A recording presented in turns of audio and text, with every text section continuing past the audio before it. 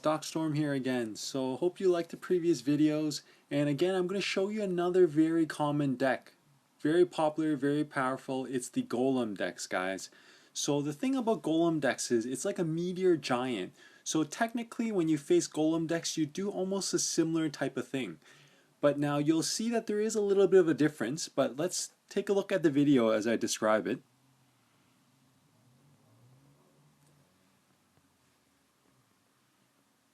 So again, my starting hand, this is typically very bad because it almost forces you to be on the offense. And what made it worse was my opponent actually has the elixir collector. So it's making him even more defensive. So what I ended up doing, just put the Valk at the back again, buys me time. So now look at my goblins. You can do this too. I call this a Valkyrie push.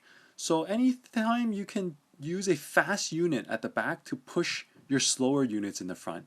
That way I can get my Valkyrie up there faster, hopefully to damage the tower. It didn't work this time, but that's okay. But typically that's another strategy that I like to use a lot of. So now you place the golem, you know it's a golem deck, it's quite a big commitment, it's 8 elixir. Now I'm going to get ready for the counter because we're actually not in such a good shape. So I'm going to pause this here a little bit. So with Golem decks, same as Giant decks, your defensive structure placement should be at this point here. Usually Hog decks, you would like to put them a little bit higher. That way you make sure you catch the Hog. But because Golems and Giants, they have to come through that bridge. They're not as sneaky as the Hog Rider. You can put it further back. It offers you more space to separate the Golem and its supporting troops, and also buys you more space on the top. As you can see why it's going to be important as he plays the poison spell. So again, same thing as Golem decks, you separate the two, put the Valkyrie, take out the supporting troop, your goblins, your DPSers should take out the Golem as much as you can. And look at my dragon placement here, guys. I placed him a little bit further to the left. That way after he finishes the cleanup, he can go to the lane that I'm actually trying to push for more damage. So guys, play things with intent. Now another tricky deck here. At this point, it's the first time I knew he had a Hog Rider. So again, very common I'm seeing these days is they try to use the Hog Rider, lure out and bait out my defensive structure, and then try to take me out with a Golem. So now I'm down my cannon and bam, he places another Golem. So again, I'm going to rush his other side because I know it's a large commitment to put an 8 elixir Golem down. So here I'm just preparing to defend it. Dragon first because my Valkyrie is actually a bigger tank in terms of HP. So I want him to be in the front there. Now look at my Goblin's placement. You have to make sure you place it away from the poison spell.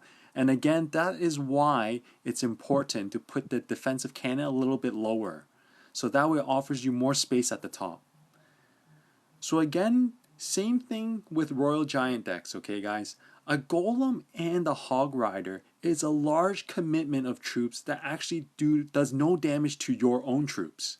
So you can always offer like a very big counterattack to really punish them if they don't do too much damage to you.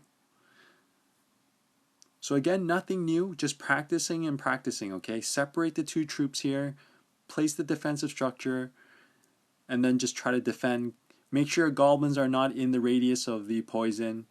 And again, usually after a full attack from your opponent, you just rush them right back with the leftover troops that you have. So you have a big elixir advantage.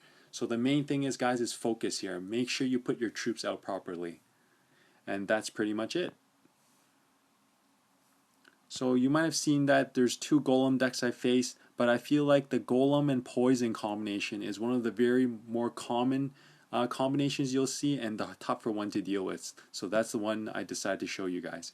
And again, guys, I hope you enjoyed this video. I'm going to be posting more videos about certain decks and just try to teach you the thought process into playing with certain cards, placement, and things like that. So hopefully you guys can all be even more successful than I am, okay guys? So take care. If you like what you're seeing, please subscribe. It helps me out a lot. Thank you and take care, guys.